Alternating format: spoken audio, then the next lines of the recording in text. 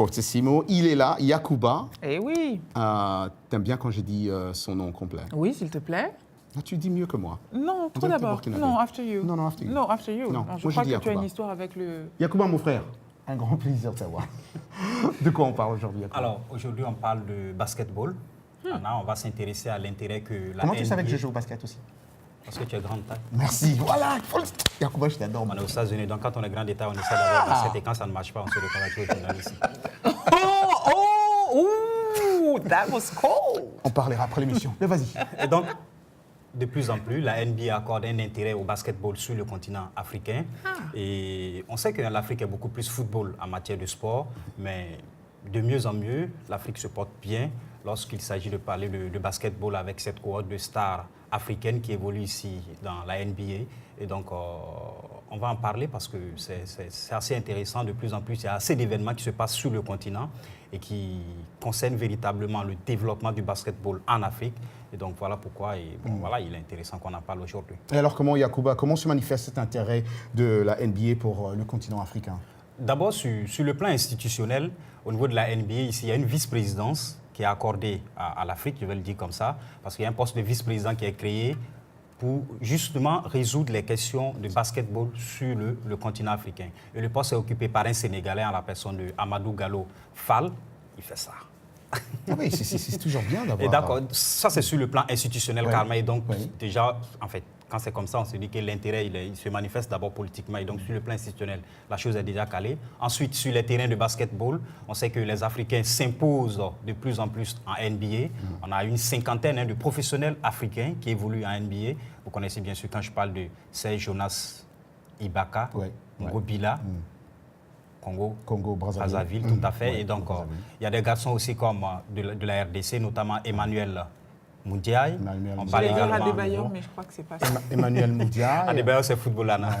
Emmanuel Moudiaye, qui n'a juste que 21 ans, mais qui est vraiment une star montante du basketball africain et qui évolue ici en NBA.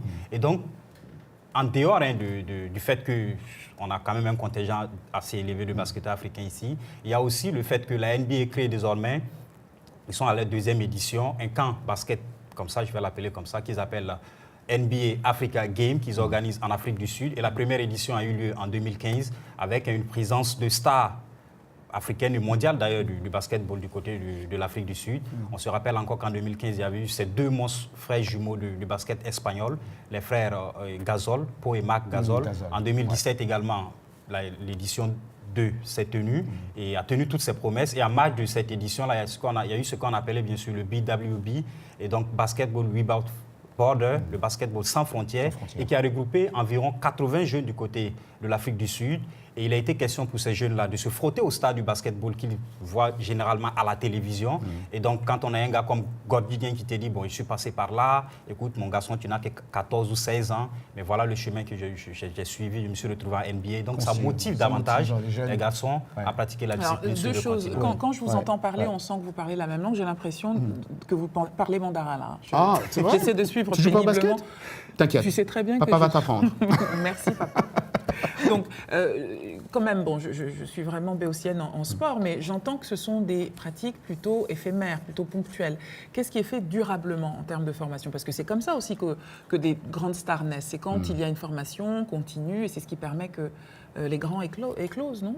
Tout à fait, Anna, tu as raison, mais ils y ont pensé.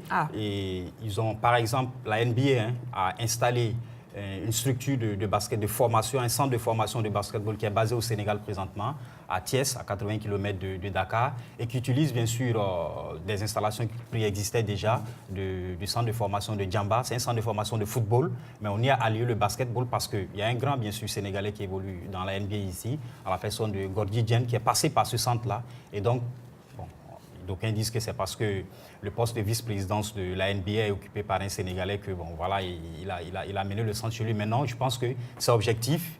Dans le centre de Diama, les installations sont déjà là. Et donc, il a suffi juste d'apporter des techniciens pour encadrer des jeunes qui ont autour de 14-16 ans et qui vont recevoir dès leur bas âge, bien sûr, les rudiments pour travailler. Oui, ça se passe au Sénégal. Mais la présélection et la sélection des jeunes qui évoluent dans ce centre-là se fait partout en Afrique.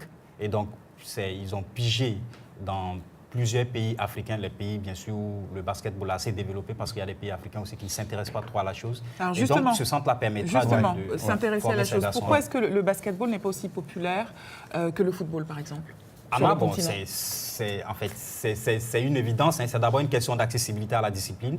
Pour jouer au football, on n'a pas besoin d'un cadre bien aménagé pour cela. Lorsqu'il s'agit de se faire plaisir ou encore d'apprendre à jouer au football, on peut le jouer dans la rue et même dans sa propre cour. Et on peut créer la balle avec, on peut fabriquer la balle avec tout à fait localement. Et peut-être parce qu'il n'y a pas aussi des gens qui ont la taille de Roger Montou aussi. Ça ne s'explique pas. Je n'ai pas la taille de Roger Montou, mais j'ai joué au football quand j'étais petit. Pas au basket, en tout cas. Si, Tony Parker, il n'est pas aussi grand que cela, mais il joue bien au basket. Et donc, Anna, il y a cette question d'accessibilité qui fait qu'il est plus facile de s'adonner au football parce qu'on le joue facilement, on le joue partout. Ouais. Par contre, quand on veut jouer au basketball, il faut un terrain de basketball, en fait, qu'on appelle plateau, bien sûr, bien aménagé. Oui. S'acheter une paire de baskets, ce n'est pas aussi facile que cela. On sait, on est en Afrique et puis bon, voilà, les moyens, ce n'est pas toujours ça. Et encore, un ballon de basket, il coûte beaucoup plus cher qu'un ballon de football. Et le football, par exemple, on peut le jouer à pieds nus. C'est possible, avec les pieds nus, on joue au football. Nous, on a joué Mais il connaît ça par cœur. Oui, justement, tout à fait. Il est passé aussi par là. Bien sûr. Et donc, il y a cette question. Et puis aussi, il y a la question de volonté politique, parce qu'on se rappelle que récemment, lorsque, par exemple, on a voulu retirer l'organisation de la CAN au Cameroun, tout de suite, il y a le Maroc qui s'est positionné. Voilà, il y a d'autres pays africains. On a retiré le CHAN 2018, bien sûr, qui est une compétition de football. Au Kenya, il y a le Maroc, il y a l'Algérie et il y a l'Éthiopie qui sont... pas le même engouement. Par contre, lorsque l'Angola a désisté, par exemple, pour organiser l'Afrobasket 2017, la FIBA Afrique a peiné avant de trouver un pays qui va accueillir l'événement. Et c'est finalement le Sénégal et la Tunisie qui ont co-organisé, alors qu'on savait que la Tunisie, elle seule, pouvait organiser l'événement. Et donc, vous vous rendez compte que politiquement, la question n'intéresse pas trop aussi les Africains. Bon, ça, le basketball africain peine peut-être à trouver des héros, des griots. En tout cas, il en a trouvé un en la personne de Yacouba Ouedraogo. Et de Roger Montou. Merci beaucoup, Yacouba. Merci à vous.